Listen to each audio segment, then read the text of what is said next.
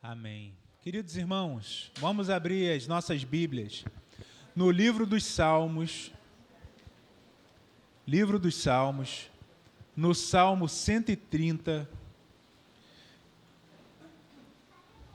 Eu vou ler na versão Nova Almeida atualizada, mas vocês acompanhem na versão que você tiver em mãos.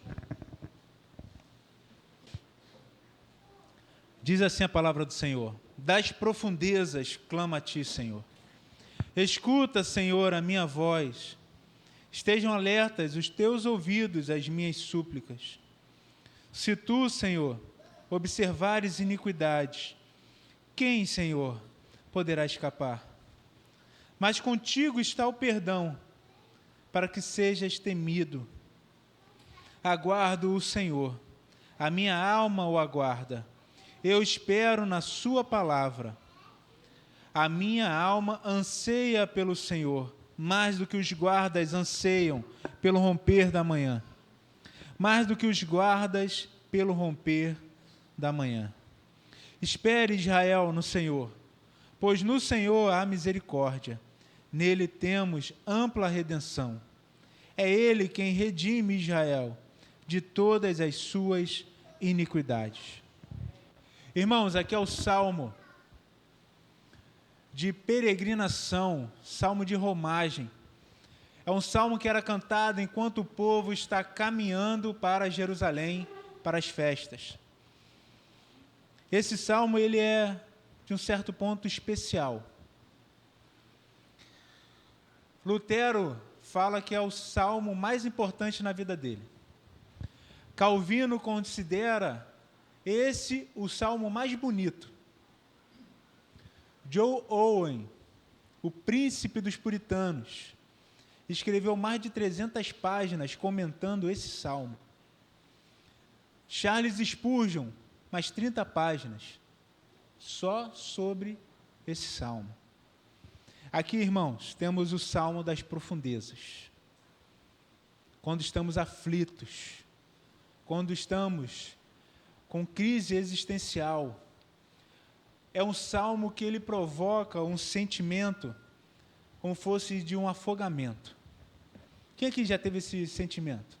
Quem aqui já passou por um afogamento, tomou um caldo lá na praia, ou algo parecido? Ele está refletindo mais ou menos esse sentimento aqui. Você que não passou, tente não passar.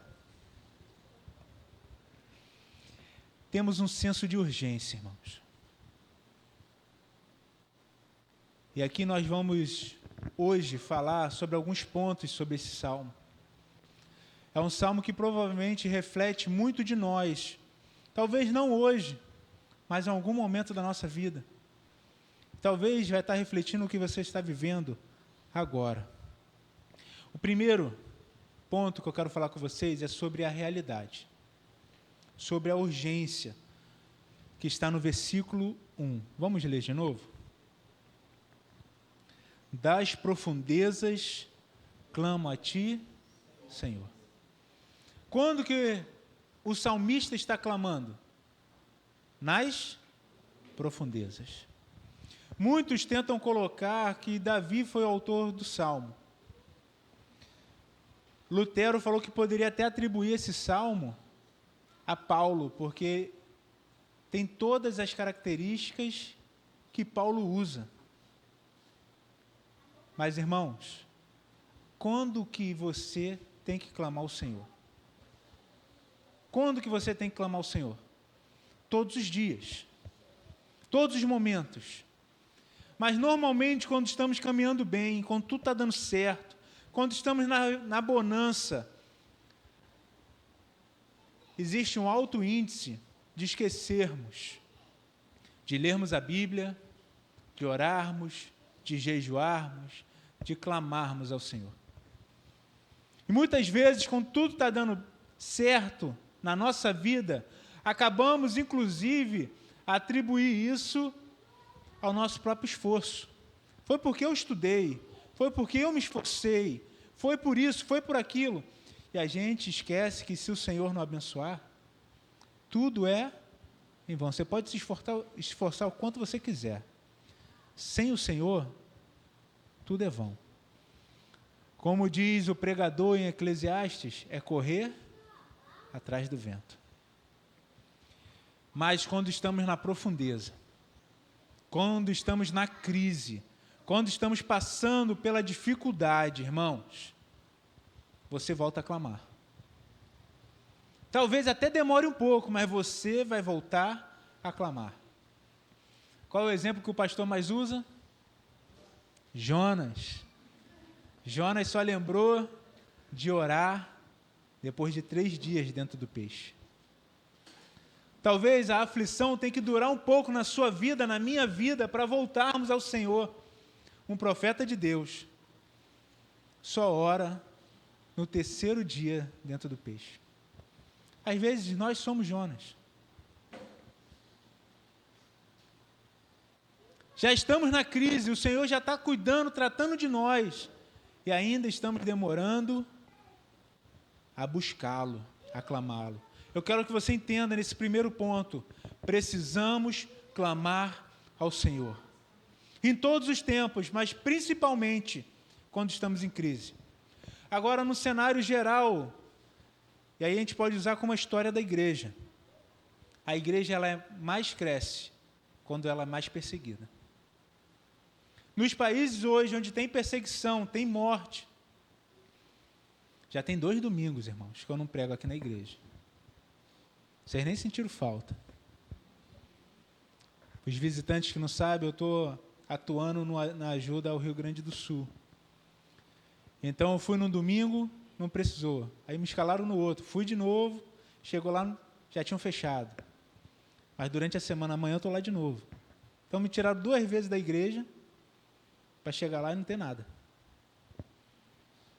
Mas o Senhor está no controle. Mas na minha última pregação aqui, fiz o dia da igreja perseguida. E eu fiz como estudo. Na verdade, eu nem preguei. Foi o estudo da escola dominical. A China está crescendo a igreja como em nenhum outro lugar. E a maioria dos lugares nem pastor tem.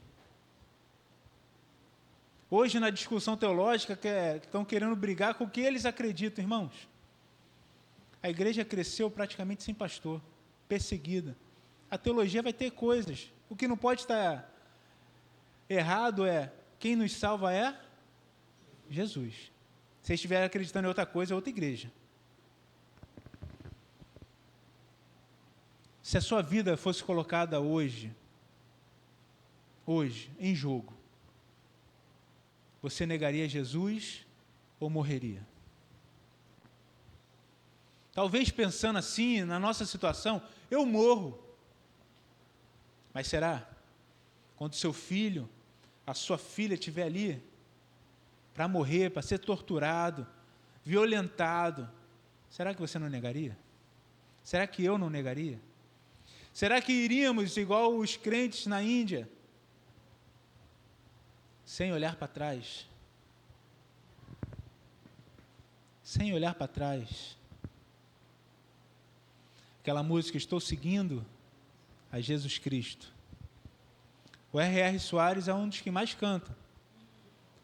Mas ela era a música que os crentes na Índia cantavam peregrinando para a morte.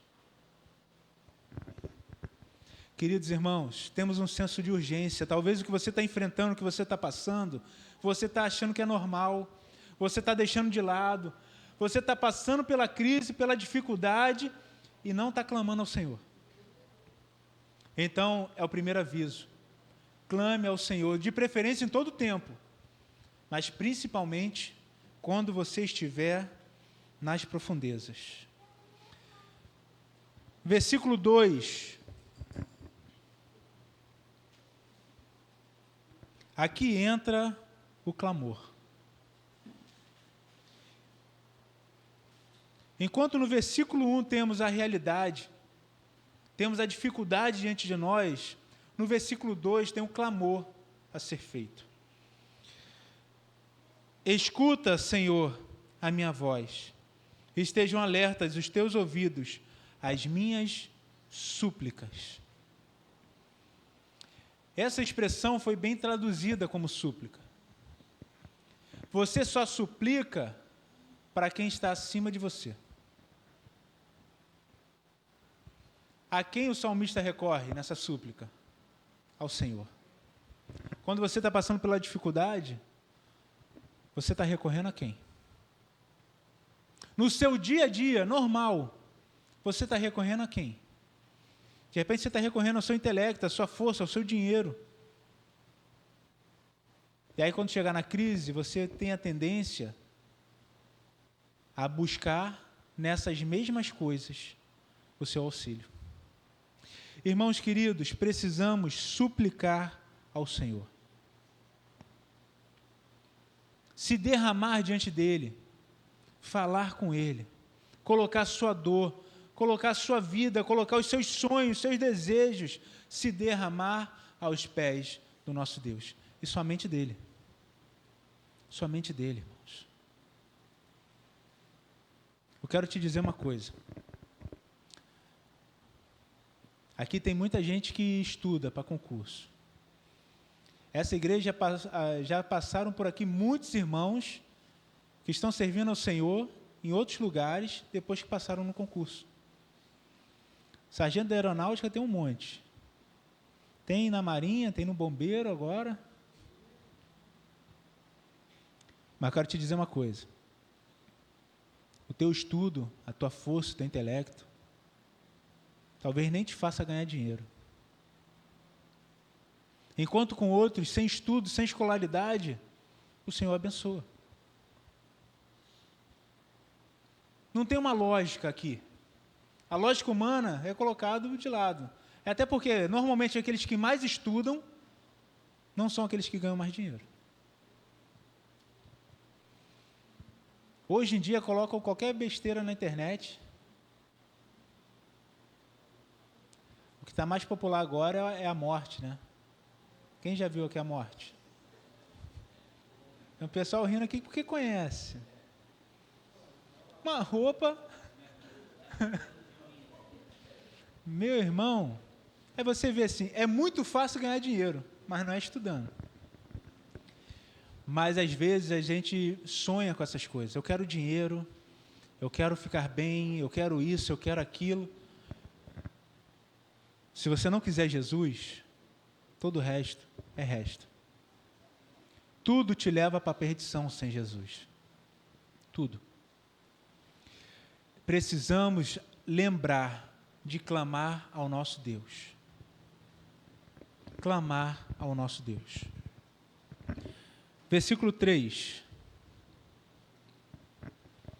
Agora, por que ele está nas profundezas? Por que ele está precisando clamar ao Senhor?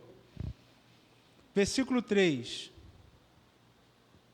Se tu, Senhor, observares iniquidades, quem, Senhor, poderá escapar? Ele está se colocando agora na condição de pecador. O que levou ele à profundeza foi o pecado. Você peca?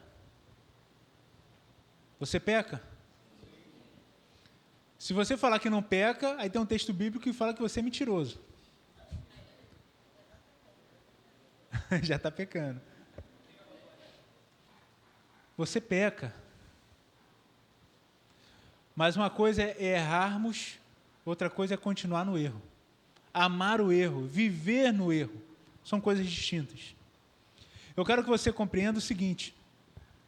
Aqui está numa situação de arrependimento.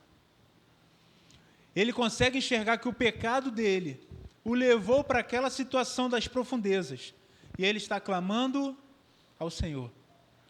E o mais interessante é que ele está dialogando com o Senhor. Muitas vezes a gente pensa, muitos pensam dentro da igreja, irmãos, que oração é só você falar algumas palavras e é isso. Oração é conversar com Deus. É abrir o seu coração para o Senhor. Mas ele sabe.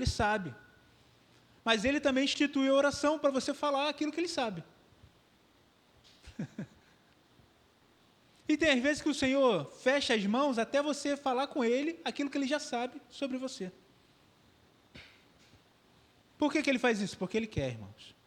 Ele é o soberano. Mas você tem falado com o Senhor? Você tem reconhecido seus pecados, as suas falhas diante do Senhor? Você tem conseguido observar e compreender a consequência do pecado e aonde esse pecado te levou? E falar isso com o Senhor? E olha a lógica que ele usa com o próprio Deus. Olha a pergunta que ele faz, aqui no final do versículo 3. Quem, Senhor, poderá escapar se o Senhor observar o pecado, se o Senhor observar a iniquidade? Podemos nos relacionar com Deus em pecado? Sim ou não? Não. O Senhor é totalmente diferente do pecado. Ele é tão santo e tão justo que o pecado diante dele some. E qual é o salário do pecado? A morte. Então, quando você se apresenta diante do Senhor, e aqui é algo para você sempre refletir. Você consegue se apresentar sem pecado? Não. Por que você não é fulminado? Essa misericórdia tem um preço. É que quando o Senhor olha para você e você se apresentando diante dele em oração, ele não olha o seu pecado, ele olha o sangue de Jesus que está sobre a sua vida. Tem um preço a graça, tem um preço a misericórdia. Não é porque você é bonitinho ou porque você é bonzinho, é porque Jesus morreu naquela cruz. E a gente pode entrar diante do reino do Todo-Poderoso, do Senhor do Universo, e falar face a face com o nosso Rei. E por que você não ora? Por que você fica dias sem orar? Por que nós não nos colocamos em oração para qualquer que seja a escolha da nossa vida? Até simples. A gente vai fazendo as coisas e às vezes, já com as decisões tomadas, Senhor, vem me abençoando, porque eu já escolhi. Chega, irmãos, diante do Senhor para tudo. Eu queria chegar na fase de, Senhor, é essa roupa ou essa roupa? As mulheres não iam sair de casa, né? Mas, irmãos, tudo. A gente depende de Deus para tudo e precisaríamos... Senhor, o Senhor é o dono da minha vida. Me guia como o Senhor quiser, para onde o Senhor quiser, da maneira que o Senhor quiser. Mas eu preciso, irmãos, voltar a orar, a constatar o que está acontecendo com a minha vida e buscar restauração, que é o quarto ponto. Versículo 4. E observa o que está escrito aqui, irmãos. Mas contigo está o... Para quê? Para quê? Para que sejas temido. Contigo, Senhor, está a justiça, para que seja temido. Foi isso que ele disse? Contigo, Senhor, está o poder, para que o Senhor seja temido.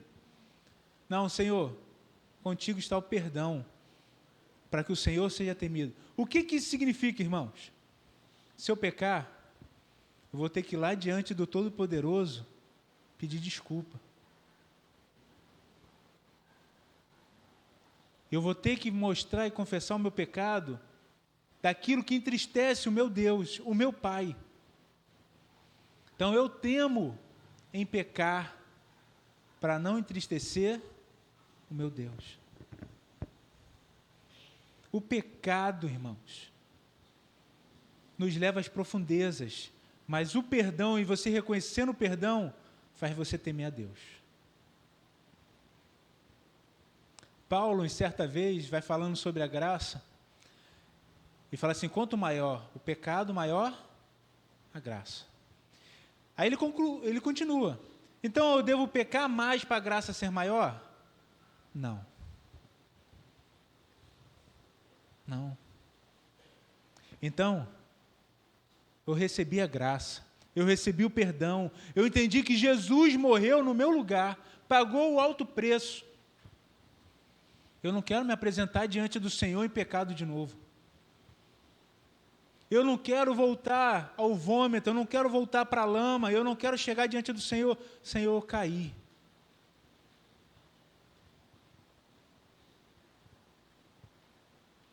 O Senhor é temido, irmãos, porque perdoa. Se hoje o Senhor olhasse para a sua vida, imagine essa cena. A face dele seria uma face de felicidade ou de tristeza com a sua vida? Os rumos que você tem tomado, os caminhos que você tem trilhado, estão te levando para onde? O Senhor está te vendo. Os olhos dele estão aqui, passando pela terra. Ele cuida de nós. Ao ponto que ele nos abençoa até quando estamos dormindo. O Senhor cuida de nós. O Senhor é temido, irmãos. Eu quero que você entenda o seguinte: existe uma restauração. O Senhor Jesus trouxe essa restauração, a possibilidade de sermos restaurados. E agora eu estou falando para você que falou que nasceu de novo. Você que diz que é crente de verdade. Você teme o Senhor? E eu quero te dizer uma coisa: se o Espírito Santo está em você, você sabe o que está errado. Você sabe o que você vai fazer é errado. Você sabe. E não passa em nenhum momento que o Senhor está te vendo. A gente precisa compreender e nos conhecer. E saber qual é o seu limite. Hoje o que tem acontecido com muitos crentes é achar que é mais forte do que realmente é. E se coloca em situações que não vão conseguir vencer. Mas você vai ter que se apresentar diante do Todo-Poderoso de novo. O nosso Deus, irmãos, é incrível. Ele é maravilhoso. Ele é o Todo-Poderoso. Tudo que você conhece, tudo que foi feito por Ele. O universo que nós não conseguimos nem dimensionar, cabe na palma da mão dele. E se ele convocar, todas as estrelas aparecerão. Esse é o nosso Deus. E ele nos fez como a coroa da criação. Ele nos deu autoridade para representar ele aonde estivermos. Somos os embaixadores desse reino. Mas, queridos, nós não somos o importante da relação. É Ele. É Ele. Você está pronto para Ele te quebrar? Você está pronto para Ele frustrar os sonhos que você tem? Porque se não for aquilo que Ele quer para você, vai ser frustrado. Você está pronto? Você está pronto para pedir e Ele negar? Você está pronto para se entregar por completo?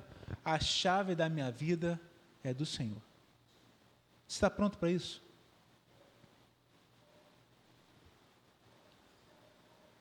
O perdão está com Ele. Mas precisamos temê-lo. Temê-lo. Irmãos, eu passo por todos os problemas que você passa. Eu tenho crises, eu tenho dificuldades, igualzinho. É igualzinho. Tem vezes que eu falo com Deus o seguinte: Senhor, me deixa quieto. Eu queria voltar para a igreja, sentar no banco, ouvir as mensagens e ir para minha casa. Eu já orei assim para o Senhor: Senhor, me deixa voltar para o banco. Me deixa voltar, Senhor, ficar ali quietinho, como era lá no início. Às vezes eu olho para a minha família, para a minha filha, eu vejo assim: será, depois que eu morrer, o que vai acontecer com ela? Os irmãos são visitantes, a minha filha, ela é especial.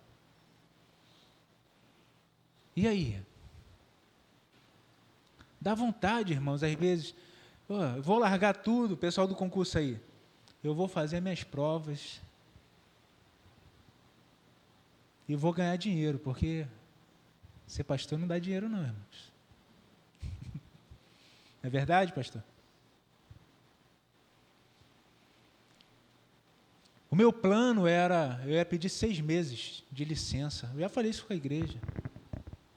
O que Deus fez? Não, você não vai sair de licença. Aí também colocou para pastorear outra igreja e não tinha nem condições de pagar o pastor na outra igreja. E hoje o pastor está em 2 igrejas. É difícil.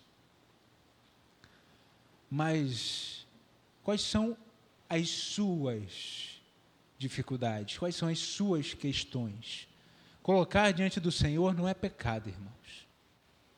O pecado é você não querer ouvir o que Ele vai falar para você.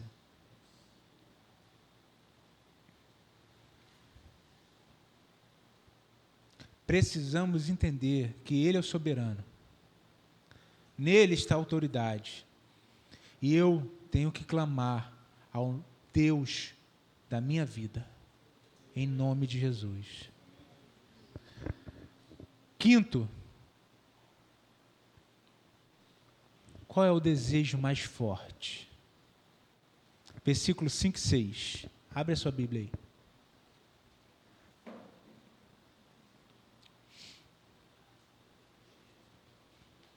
Está com a Bíblia aí? Ó? Leia aí os 5 e 6.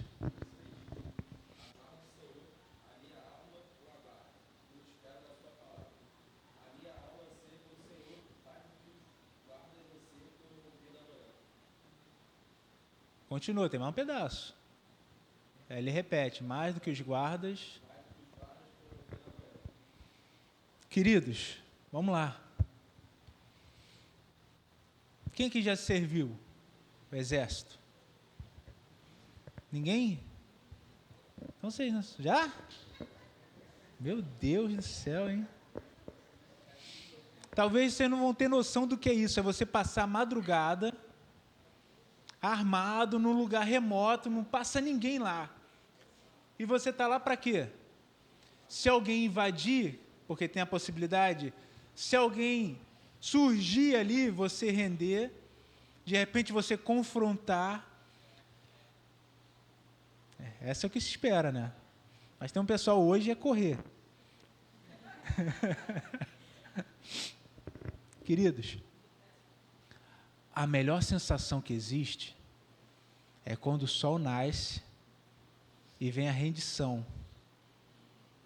E você tira todo aquele peso do cansaço, do perigo. Agora estou livre. Agora imagina aquela época.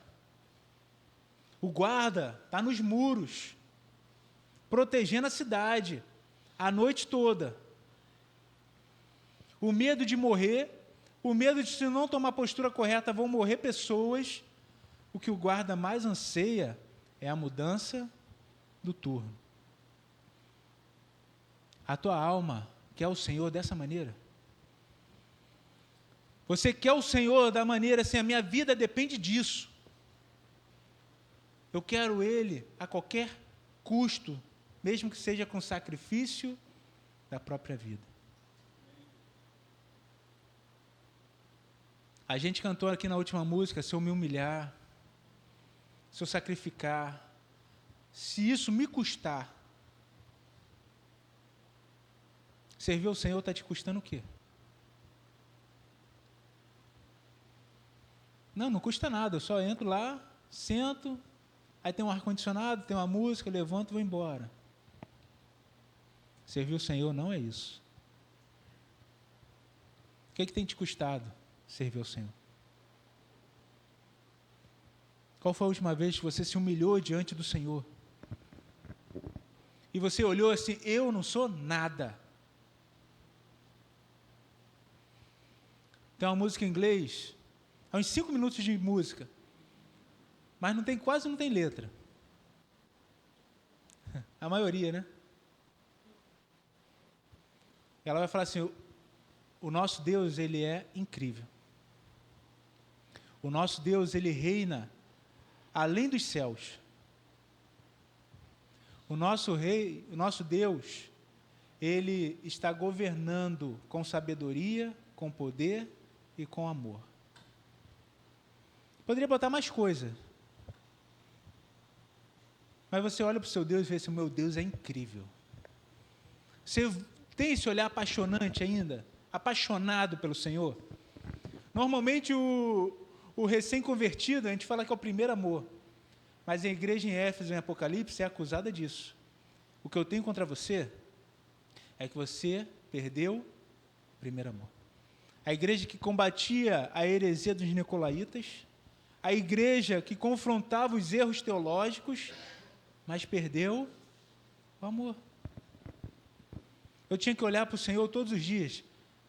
O Senhor é incrível. Olha o que Ele fez. Lá em casa, irmãos, todo dia, vai uns passarinhos e ficam bicando na janela, lá no meu quarto. Aí ficam cantando. O Emanuel fica doidinho para abrir a janela. Fala, não abre que vai fugir. Aí tu só fica ouvindo, se batendo no vidro e cantando ali. O Senhor é incrível. Você olha a vegetação, olha as montanhas, olha as belezas, olha tudo que Ele fez, a imensidão, a diversidade.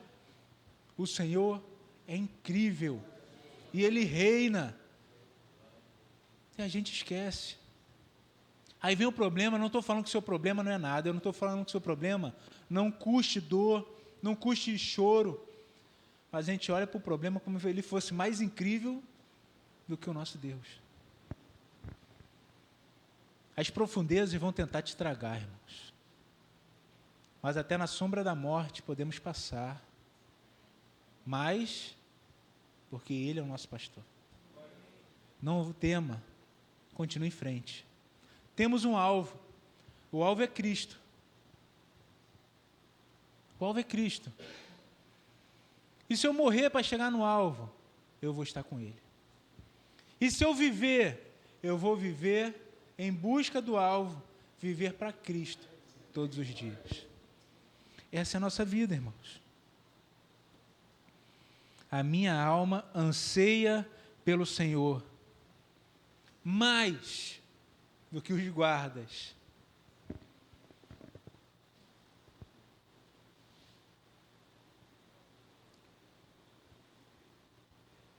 Na época que eu fiz o jejum de 5 dias, os irmãos estavam acompanhando, no terceiro dia já não tinha mais fome.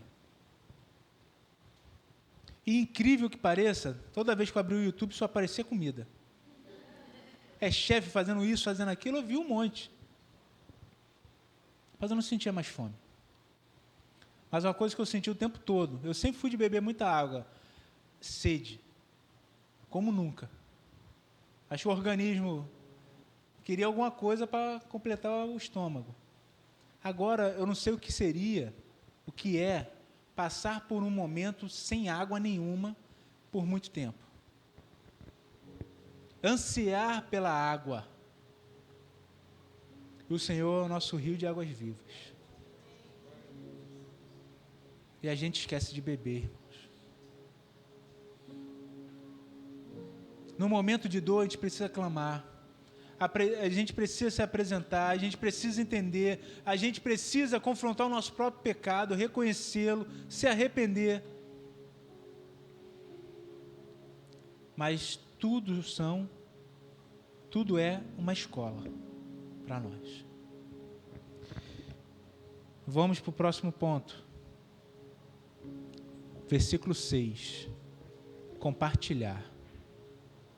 Desculpa, versículo 7. Ponto 6, compartilhar.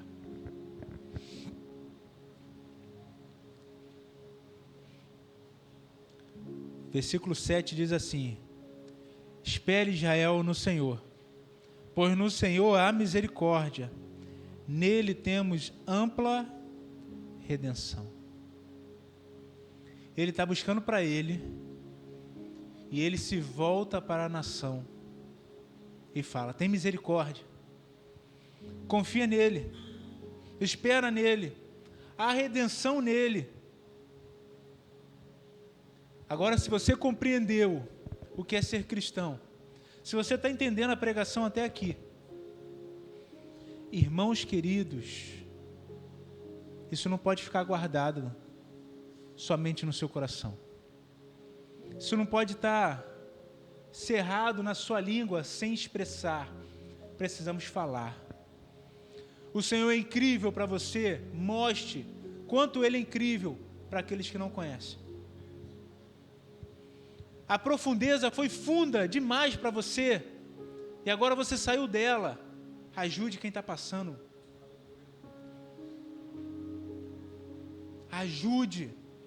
Fale do Senhor.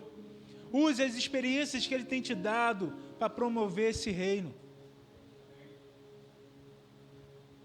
E a gente se cala. Conta as bênçãos, conta as derrotas e como o Senhor te livrou. Conta como o Senhor foi bom com você. A gente não pode ficar calado. Ir em frente. Falar do Senhor com amor, com entusiasmo, com alegria. Agora eu te pergunto, o Senhor é incrível para você? Quando Ele for, as suas conversas vão falar do Senhor. Aquilo que a gente admira, fala. A gente está sempre falando. Se o Senhor for incrível de verdade, você vai querer estar perto dEle, bebendo da sua fonte o tempo todo. Não esqueça dEle, irmãos. Por último, versículo 8. O consolo. É Ele quem redime Israel de todas as suas iniquidades. Ele fala da profundeza e do pecado no início. E ele termina: o Senhor limpa, redime, restaura. Há perdão para você. Há perdão para você. Há perdão para mim. Há perdão. Talvez você fez que nem eu fiz. Senhor, eu não quero aquilo que o Senhor me chamou para fazer. Há perdão. O Senhor cura, o Senhor trata e te dá mais desafios. O que não pode, irmãos, é escondermos o nosso talento. O que não pode é ficarmos parados.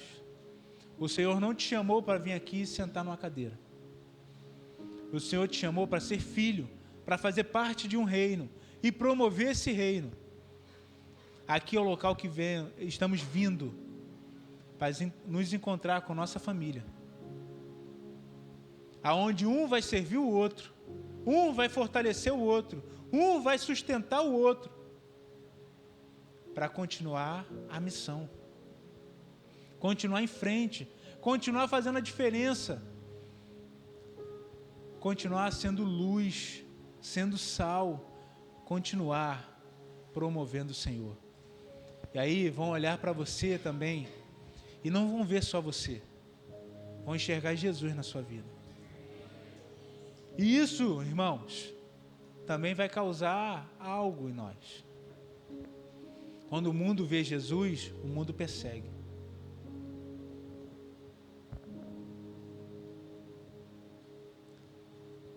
Quando o mundo ver Jesus na sua vida, ele vai te perseguir. Se não está acontecendo nada, vê bem como está a sua vida. Vê bem. Porque o Senhor Jesus, Ele confronta o pecado. Ele confronta os erros. O Senhor Jesus, Ele é aquele que está sendo perseguido.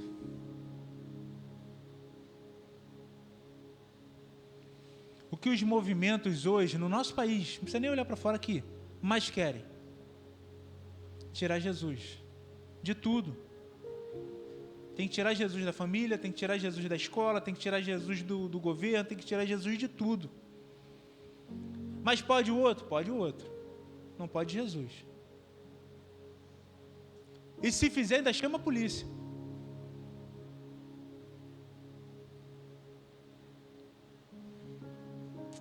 Você está pronto para a perseguição?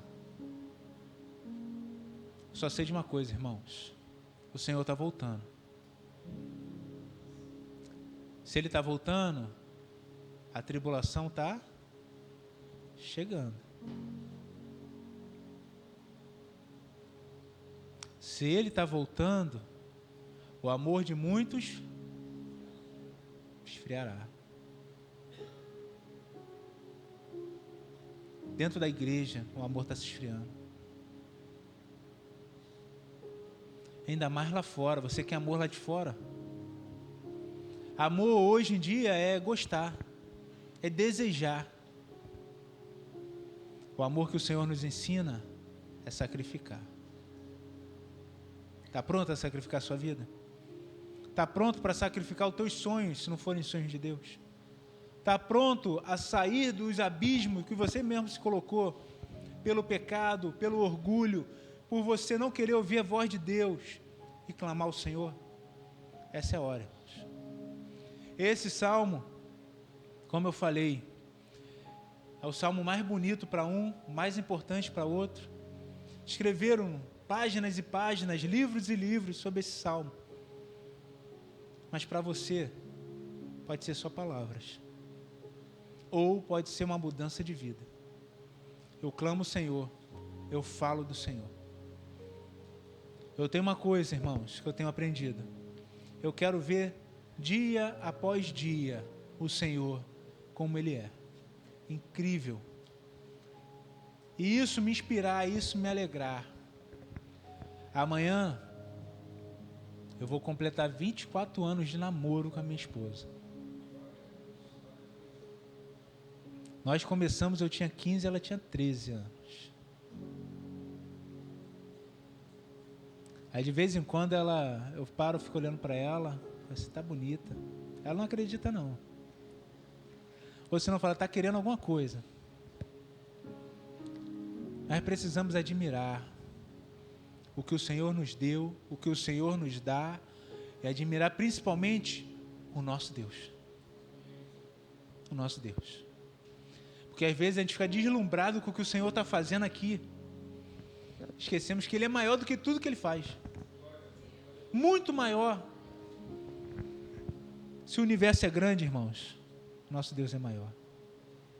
Se o milagre chegou na sua vida, Ele é muito maior, Ele é muito melhor, Ele é muito mais bonito. Volte a se apaixonar pelo Senhor. Volte ao primeiro amor. Viva para Cristo todos os dias. Em nome de Jesus.